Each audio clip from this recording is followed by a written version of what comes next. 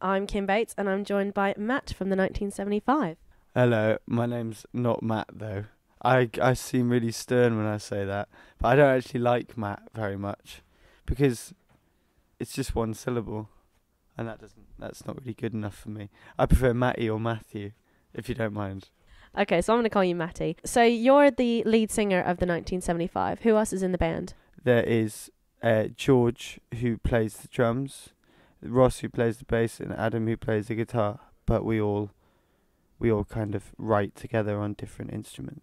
We're here at the Portland Arms tonight, which is a sold out show, and you guys had the day off yesterday, so you're starting to get back into the gig vibe. How are you feeling about tonight? Yeah, very excited. We've never, we're excited every night. It's like the second time we've ever headlined, and the last set of shows was very small. So there's a lot of places on this tour where we've never even been before. So to kind of turn up and then have people at the show, let alone like have it be sold out, it's quite a humbling experience. It's crazy. And I saw that you were going to Germany in the next few weeks to support Two Door Cinema Club. How do you feel about that? Yeah, great. We're supporting them in Zurich and Milan and Prague and Rome, and so yeah, we go to loads of different countries. We're super excited. I mean, they're such a huge band, such a massive tour to get. It's wonderful. Yeah, we're really excited. I can't wait. And you're then going to be heading off to the States to do your own headline tour over there. Yeah, we're doing that. We're going over to South by Southwest first for like a week, and then we're going to do some headline shows in America. I'm kind of blown away by it, really. I wasn't really too aware of how the people were into us in America, but I suppose with the internet, it's just, it doesn't really matter where you are now or where you're from for that matter. Yeah, and you've got your new EP coming out on March the 4th, Music for Cars, and that's all been processed and digitalized. How are you feeling about that coming out?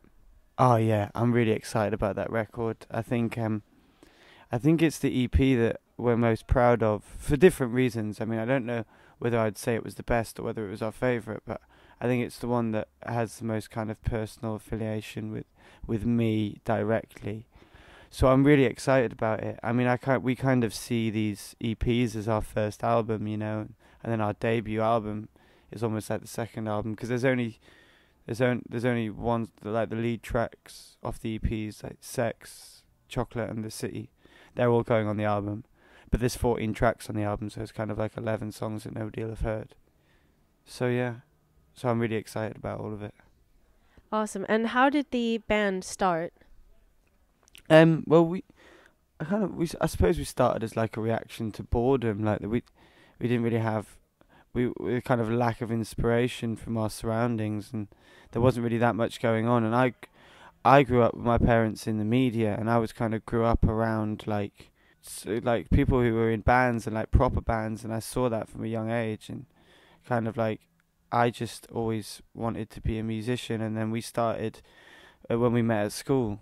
We met at school in kind of North Cheshire, like near Stockport, and then we just started playing in kind of like punk cover bands, and then we realised that we preferred that than go to school or go to work, so we just did that, and then it just became our only real expression. Like, it wasn't really a question whether it was an honest expression, it was just our only way of expressing ourselves, and we got so comfortable just doing that as teenagers. We just kept doing it for ourselves and just making music, and we put a record out last year, and it's all started to happen a little bit. So you said that you and the band all write together. Who would you say were the band influences? Musically, like what bands influenced us? Oh, like loads of people. Like I was one of those crazy Michael Jackson obsessive kids, and the boys are big fans of Michael Jackson. So Michael Jackson, Talking Heads, Brian Eno, SWV, D'Angelo, TLC, Boys to Men. It's like loads of like 90s R&B that is kind of I love particularly.